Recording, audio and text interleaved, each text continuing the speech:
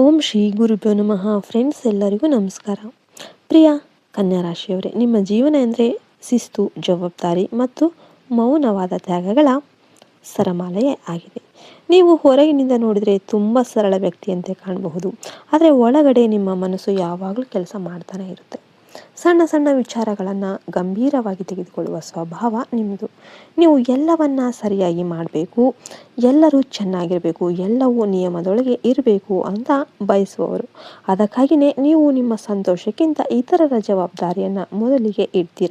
ನಿಮ್ಮ ರಾಶಿಯ ಅಧಿಪತಿ ಬುಧದ ಒಂದು ಪ್ರಭಾವದಿಂದ ನಿಮ್ಮಲ್ಲಿ ಅಪಾರವಾದ ವಿಶ್ಲೇಷಣಾ ಶಕ್ತಿ, ಬುದ್ಧಿವಂತಿಕೆ ಮತ್ತು ಮಾತಿನ ಜಾಣ್ಮೆ ಕೂಡ ಇದೆ. ಆದರೆ ಇದೇ ಕಾರಣಕ್ಕೆ ನೀವು ಕೆಲವೊಮ್ಮೆ ಅತಿಯಾಗಿ ಯೋಚಿಸಿ ನಿಮ್ಮನ್ನೇ ಕಾಡ್ಕೊಳ್ಬಿಡ್ತೀರಾ.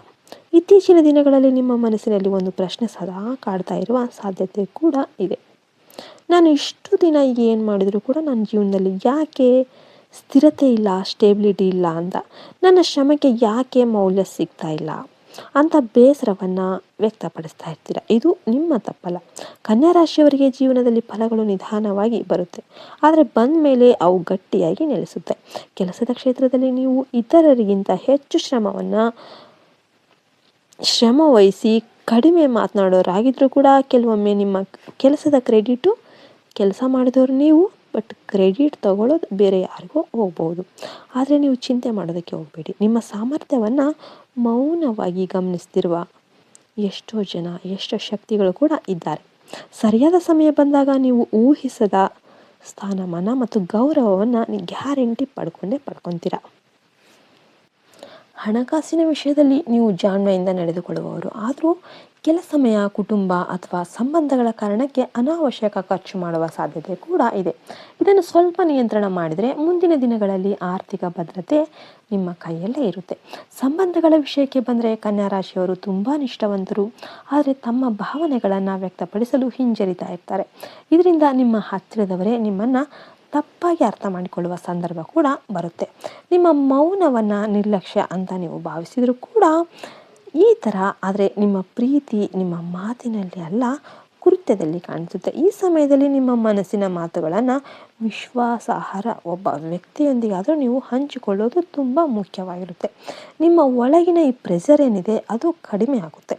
ಯಾರೊಂದಿಗಾದರೂ ನಿಮ್ಮ ಭಾವನೆಗಳನ್ನು ಹಂಚಿಕೊಳ್ಳುವ ಒಬ್ಬ ವ್ಯಕ್ತಿಯನ್ನು ನೀವು ಇಟ್ಕೊಂಡಿರಬೇಕು. ಆರೋಗ್ಯದ ವಿಷಯದಲ್ಲಿ ನಿಮ್ಮ ಒಂದು ಹೊಟ್ಟೆ ಸಮಸ್ಯೆಗಳು, ನಿದ್ರಾಭಂಗ ಅಥವಾ ಮಾನಸಿಕ ಒತ್ತಡ ಕಾಣಿಸಿಕೊಳ್ಬಹುದು. ಆದ್ದರಿಂದ ನಿಮ್ಮ ದೇಹಕ್ಕಿಂತ ಮೊದಲು ಮನಸ್ಸಿಗೆ ವಿಶ್ರಾಂತಿ ಕೊಡೋದು ತುಂಬ ಅಗತ್ಯವಾಗಿರುತ್ತೆ. ಪ್ರಕೃತಿಯೊಂದಿಗೆ ಸಮಯ ಕಳೆಯೋದು, ಸಂಗೀತ ಕೇಳೋದು ಅಥವಾ ಧ್ಯಾನ ನಿಮಗೆ ತುಂಬ ಉಪಕಾರಿ ಆಗಿರುತ್ತೆ.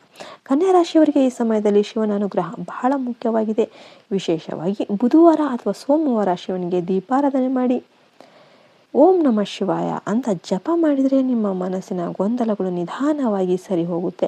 ಮತ್ತೆ ಹೇಳ್ತೀನಿ, ಓಂ ನಮಃ ಶಿವಾಯ ಅನ್ನೋ ಮಂತ್ರಕ್ಕಿಂತ ಈ ಪ್ರಪಂಚದಲ್ಲಿ ಅದಕ್ಕಿಂತ ಉನ್ನತವಾದ ಮಂತ್ರ ಯಾವುದೂ ಇಲ್ಲ. ನೀವು ಜಸ್ಟ್ ಓಂ ನಮಃ ಶಿವಾಯ ಅಂದರೆ ಸಾಕು, ನಿಮ್ಮ ಜೀವನದಲ್ಲಿ ಇದ್ದ ಎಲ್ಲ ಗೊಂದಲಗಳು ಕೂಡ ಕಡಿಮೆ ಆಗುತ್ತೆ. ಮುಂದಿನ ದಿನಗಳಲ್ಲಿ ನಿಮಗೆ ಬಂಗಾರದಂಥ ಬಾಗಿಲು ತೆರೆಯುತ್ತೆ, ಹೊಸ ಅವಕಾಶಗಳು ಬರುತ್ತೆ, ನಿಲ್ಲಿಸಿದ್ದ ಕೆಲಸಗಳು ಮತ್ತೆ ಚಲನೆ ಪಡೆಯುತ್ತೆ. ನಿಮ್ಮ ಶ್ರಮವನ್ನು ನಿಜವಾಗಿ ಅರ್ಥ ಮಾಡಿಕೊಳ್ಳುವ ವ್ಯಕ್ತಿಯೊಬ್ಬರು ನಿಮ್ಮ ಜೀವನಕ್ಕೆ ಪ್ರವೇಶ ಮಾಡ್ತಾರೆ. ಕನ್ಯಾ ರಾಶಿಯವರೇ, ನೀವು ಶಬ್ದವಿಲ್ಲದೆ ಕೆಲಸ ಮಾಡುವವರು, ಆದರೆ ನಿಮ್ಮ ಶಾಂತ ಶಕ್ತಿ ಬಹಳ ದೊಡ್ಡದು. ನಿಮ್ಮ ಪಯಣ ನಿಧಾನ ಆಗಿರ್ಬೋದು, ಆದರೆ ಅದು ತಪ್ಪಲ್ಲ. ಅದು ನಿಮ್ಮ ಗುರಿಯನ್ನು ಭದ್ರವಾಗಿ ತಲುಪಿಸುವ ಮಾರ್ಗ. ತಾಳ್ಮೆ ಕಳೆದು ಹೋಗಬೇಡಿ. ಯಾವುದೇ ಕಾರಣಕ್ಕೂ ತಾಳ್ಮೆಯನ್ನು ಕಳೆದುಕೊಳ್ಳೋದಕ್ಕೆ ಹೋಗಲೇಬೇಡಿ. ನಿಮ್ಮ ಜೀವನದಲ್ಲಿ ಸ್ಟೆಬಿಲಿಟಿ, ಗೌರವ, ಮಾನಸಿಕ ಶಾಂತಿ ಮತ್ತು ದೀರ್ಘಕಾಲದ ಸುಖ ನಿಧಾನವಾಗಿ ಆದರೆ ಖಂಡಿತವಾಗಿ ನಿಮ್ಮದು ಹಾಗೆ ಆಗುತ್ತೆ. ಆದಷ್ಟು ದೂರ ಪ್ರಯಾಣವನ್ನು ನಿಷೇಧ ಮಾಡಿ. ಜನವರಿ 15ರವರೆಗೆ ನಿಷೇಧ ಮಾಡಿ, ಇಲ್ಲಾಂದರೆ ಮುಂದಕ್ಕೆ ಹಾಕೋದನ್ನು ಮರಿಬೇಡಿ. ಈ ವಿಡಿಯೋ ಇಷ್ಟ ಆದರೆ ದಯವಿಟ್ಟು ಲೈಕ್ ಮಾಡಿ ಮತ್ತು ನಿಮ್ಮದು ಈ ರಾಶಿಯಲ್ಲಿ ಯಾವ ನಕ್ಷತ್ರ ಅಂತ ಕಮೆಂಟ್ ಮಾಡಿ. ಮತ್ತೆ ಇನ್ನೊಂದು ವಿಡಿಯೋದಲ್ಲಿ ಸಿಗೋಣ. ಯಾವತ್ತೂ ನಮ್ಮ ಚಾನಲಲ್ಲಿ ಜೈ ಶ್ರೀರಾಮ್ ಅಂತ ಕಾಮೆಂಟ್ ಮಾಡೋದನ್ನ ಮರಿಬೇಡಿ. ಇನ್ನೊಂದು ವಿಡಿಯೋದಲ್ಲಿ ಸಿಗೋಣ ಅಂತ ಹೇಳ್ತಾ ಈ ವಿಡಿಯೋನ ಮುಗಿಸ್ತಾ ಇದ್ದೇನೆ. ಜೈ ಹಿಂದ್, ಜೈ ಭಾರತ್ ಮಾತೆ, ಹರಿ ಓಂ ತತ್ಸತ್, ಸರ್ವೇ ಜನೋ ಸುಖಿನೋ ಭವಂತು.